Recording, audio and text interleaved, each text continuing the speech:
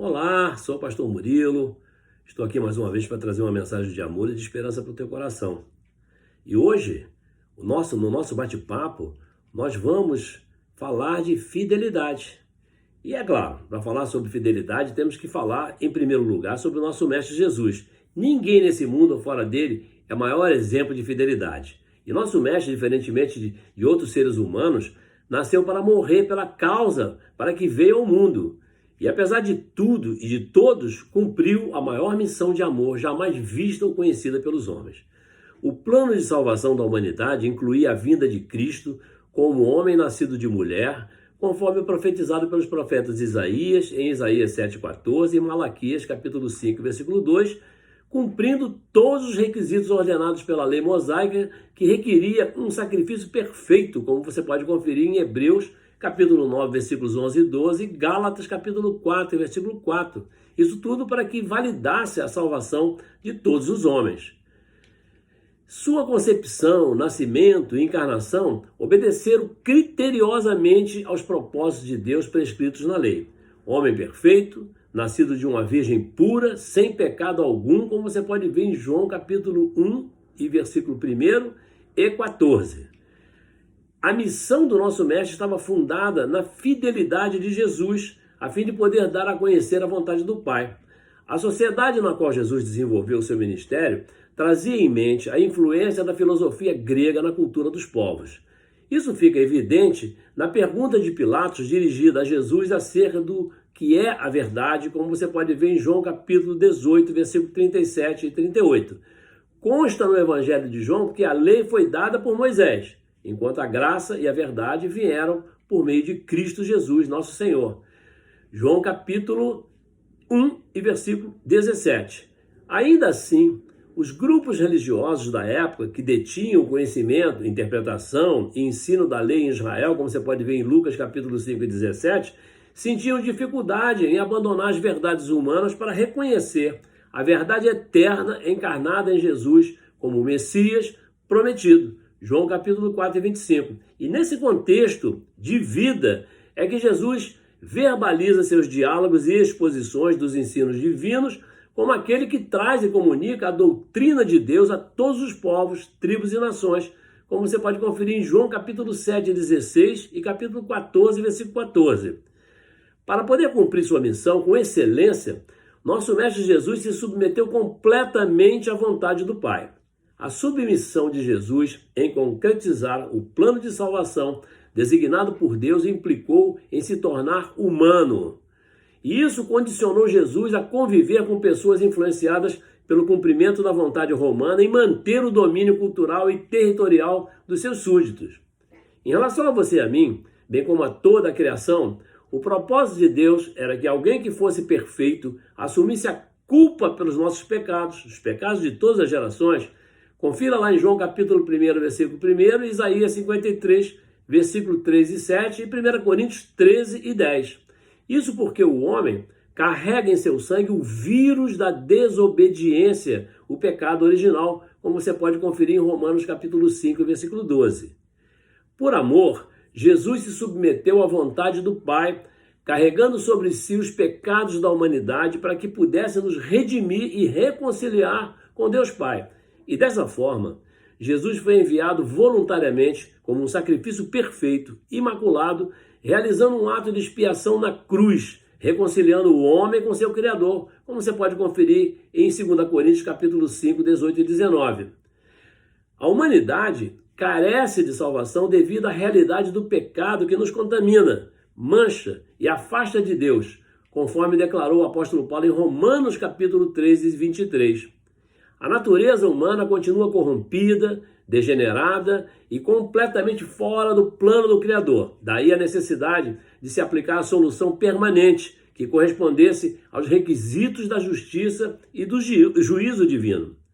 Ao enviar seu filho para realizar a obra expiatória da cruz, como você pode conferir em Filipenses capítulo 2 e 8, Deus preparou um sacrifício perfeito, como você pode conferir em Hebreus capítulo 7, 26.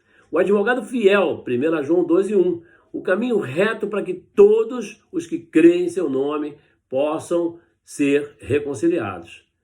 A comunhão e o relacionamento entre Deus e o homem foi interrompida desde que o pecado foi concebido pelo primeiro casal no Éden, onde se fizeram inimigos de Deus, como você pode conferir em Colossenses capítulo 1 e 21.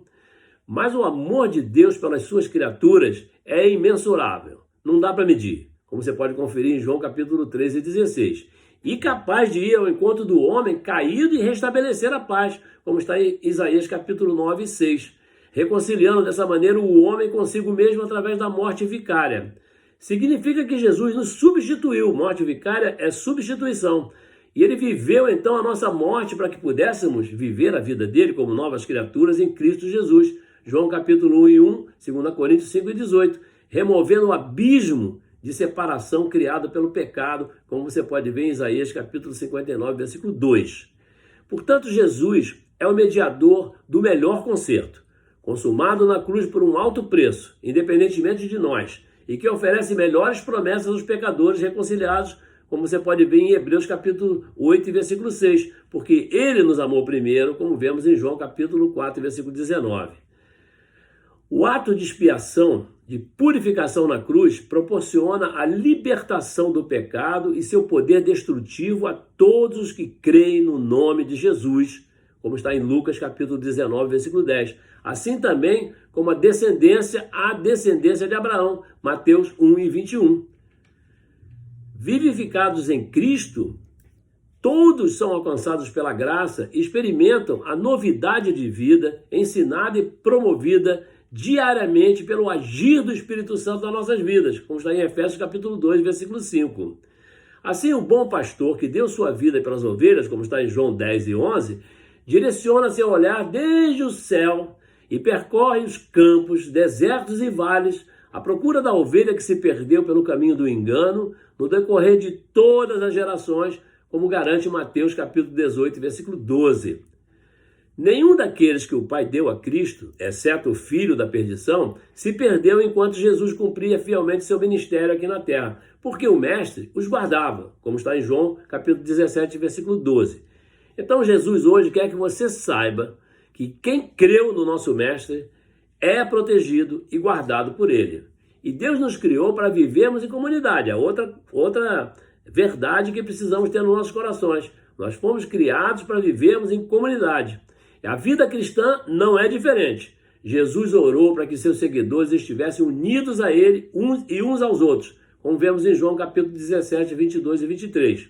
E isso não pode acontecer à distância. Romanos capítulo 5 e 12 diz o seguinte: assim também nós, conquanto muitos, somos um só corpo em Cristo e membros uns dos outros. E cada pessoa que recebe Jesus como Senhor e Salvador está ligado e passa a fazer parte do corpo do Senhor. Daí a necessidade de nos reunirmos como corpo de Cristo, como vemos em Hebreus capítulo 10 e 25, para podermos nos encorajar uns aos outros e estarmos firmes, aguardando a volta do nosso Mestre. Separados, somos fracos e vulneráveis. Juntos, formamos a Igreja de Cristo. Somos como membros de um corpo, que precisam um dos outros. Coríntios capítulo 12, versículo 12 e 14. Por isso, precisamos aprender a conviver. A união vem da convivência. Isso não é fácil, porque ninguém é perfeito. E eu sei que é difícil conviver com você e você comigo, mas é absolutamente fundamental, é essencial. O local onde poderemos nos reunir não é importante. Importa que sempre possamos nos reunir, mesmo que seja ao ar livre. Eu e você somos a igreja e, como tal, representamos nosso Mestre nesse planeta Terra, enquanto vivermos. E, como igreja, somos um organismo vivo, encarregados de fielmente dar continuidade à missão do nosso Mestre, reunindo pessoas de todas as classes sociais, etnias e culturas, como você pode ver na sua Bíblia, em 1 Coríntios capítulo 12, versículo 13. Para essa missão, temos que estar preparados e revestidos de poder para compartilhar com todas as criaturas de todas as nações os propósitos divinos que nos são revelados nas Escrituras Sagradas, apregoando o amor de Cristo Jesus, nosso Mestre, fiel a toda criatura. E esse revestimento de poder foi primeiramente revelado aos seus discípulos quando Jesus determinou que permanecessem em Jerusalém para que recebessem a virtude do Espírito Santo, como se encontra em Atos capítulo 1, versículo 8. A partir de então, toda a igreja, não esqueça que você é a igreja, recebeu este poder que torna capaz cada membro para pregar, testemunhar e anunciar o reino de Deus e permite ao crente defender com excelência a fé que uma vez lhe foi entregue, como você pode conferir em Judas capítulo 3. Necessitamos de qualificações espirituais para servir nosso mestre e a obra para a qual nós fomos chamados. O apóstolo Paulo descreve que os dons do Espírito Santo são repartidos àqueles que se propõem a viver para Deus e vencer o pecado a cada dia. Atos capítulo 1 e 1 Coríntios capítulo 12. Assim, o poder de Deus repartido a você e a mim e a toda a igreja tem como alvo o aperfeiçoamento e fortalecimento de todos que aceitaram o desafio de servir fielmente o Cordeiro em comunhão com seus mandamentos. Marcos capítulo 16 e versículos 15 a 18. Todos os discípulos do nosso Mestre Jesus foram perseguidos e hostilizados desde sempre e a partir de Jerusalém. Mas não desanime, porque eu e você somos fortalecidos em nossa fraqueza. Como está escrito em 2 Coríntios capítulo 12, versículo 10, por isso sinto prazer nas fraquezas, nas injúrias, nas necessidades, nas perseguições, nas angústias, por amor de Cristo, porque quando estou fraco, então sou forte. Quando estou fraco, então sou forte. Não esqueça, quando você está fraco, e aí é que você fica forte. E nosso mestre nos edificou como igreja, e o inferno não prevalecerá contra nós, como nos é garantido em Mateus capítulo 16, versículo 18. Então não tema, porque nosso mestre te guardará do maligno, tal como está garantido em 2 Tessalonicenses capítulo 13, versículo 3. A igreja gloriosa, invisível e incontável de Jesus está muito além das paredes de tijolos feitas por mãos humanas, pois nossa posição não é alcançada pelo homem natural, e sim espiritual, como você pode verificar em 1 Coríntios capítulo 2 e versículo 14. Tenha certeza da presença do nosso mestre na sua vida. Alegre-se, porque a noiva do Cordeiro conta com a companhia e fidelidade incondicional do noivo, como você pode conferir em Jeremias 23 e 24. Nosso mestre é onisciente, onipotente e onipresente, e não há lugar onde ele não esteja com você. A fidelidade de Jesus ultrapassa nosso entendimento, e mesmo que você possa se sentir fragilizado diante das tribulações e aflições, nunca estará só. O apóstolo Paulo, em 1 Coríntios capítulo 6, 19 e 20, nos lembra que somos habitação do Espírito Santo. E ele diz, ou não sabeis que o vosso corpo é o templo do Espírito Santo, que habita em vós, proveniente de Deus, e que não sois de vós mesmos? Porque fostes comprados por bom preço.